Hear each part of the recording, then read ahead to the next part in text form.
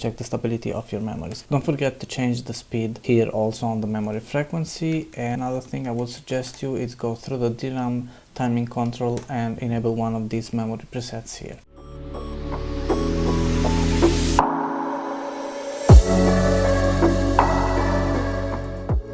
Hi everyone, welcome back. Today let's have a look at the Corsair Dominator Platinum RGB DDR5 memory kit. These are the AMD Expo certified, so we will be installing these RAMs into the AMD system. These RAMs have a timing of 30, 36, 36 and 76 if I'm not wrong. Yes, that's it. This is the 32 gig kits at 6000 megahertz. So let me open the box. Alright, so here we have our kit. I will be installing this in a motherboard with a X670E chipset and with a Ryzen 7900X. This RAM have 12 independent RGB LEDs, so we will be configuring also that in the iCue software. So let's head up to the BIOS and check all the settings. Before moving on with the specs and details of the Corsair Dominator DDR5, if you are new here, please consider subscribing. Drop a thumbs up and leave a comment if you want to know more. This will help the channel a lot and allow me to bring more content like this. Thank you. Alright guys, once we install the memories on the motherboard, we have to check some settings on the BIOS. For example, enabling the profiles and whatever else. Otherwise, you are going to use with the default speed your memories. In this case, I'm enabling the Expo 2 profile, but you can go with the Expo 1 profile and check the stability of your memories. Don't forget to change the speed here also on the memory frequency. And another thing I would suggest you is go through the DRAM timing control and enable one of these memory presets here. In this case, this specific memory doesn't have one of the presets enabled in this motherboard, but in other motherboard I believe they might have enabled these presets here. You can choose, in my case for example, is the Hynix, the manufacturer of the memory is the Hynix 600, which is 600 megahertz, but they have loaded the profile of 600 and 6200 megahertz.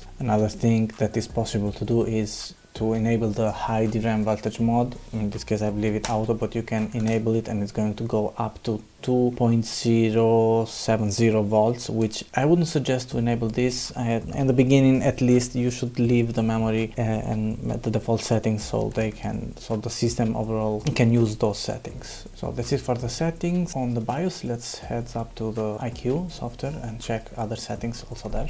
Alright guys, here we have our Dominator Platinum RGB DDR5. As we can see here we have the slots. You can turn upside down this one if you see that the lights are not at the same way as you can see it here. In my case I have a motherboard with 4 DIMM slots, so as you can see these are exactly where physically the RAMs are. Here you can choose also the DIMMs layout. In my case it's for 4 slots, so I have selected the correct slots. And moving to the lightning effects, you can synchronize the lightnings of the memories with all the system. If you have other lights with Corsair, you can create what they call a lightning link, but of course you can add other lightning layers if you want to. As usual, as always happens with iCue, we have also the arbit lighting, so you can close iCue and you can choose what kind of lighting you want to your memories in case iCue is closed. In my case I'm using rainbow, but you can use all this kind of effects here. Cooling is a nice feature in my opinion, because not only is showing you the temps, but it's showing also the actual voltage on your memories, as we can see, and the total power draw. Corsair and AMD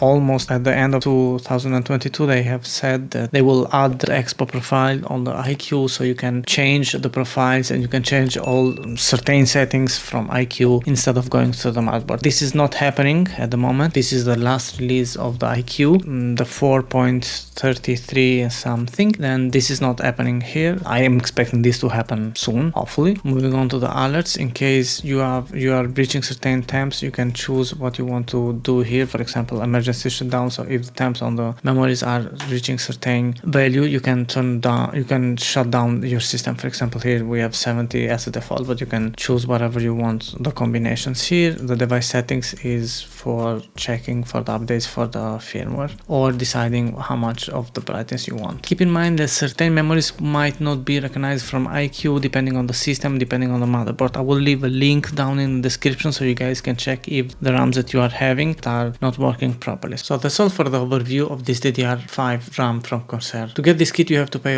around $250 250 or 240 more or less. And this can have an impact on your budget in case you are building a new PC, especially if it's M5 based, but in return they are incredibly fast. If you guys like this video about the Corsair Dominator DDR5, please leave a thumbs up, drop a comment if you want to know more, or let me know your thoughts about the DDR5 memories in general. And don't forget to subscribe to the channel and turn on the notifications. Thanks for watching.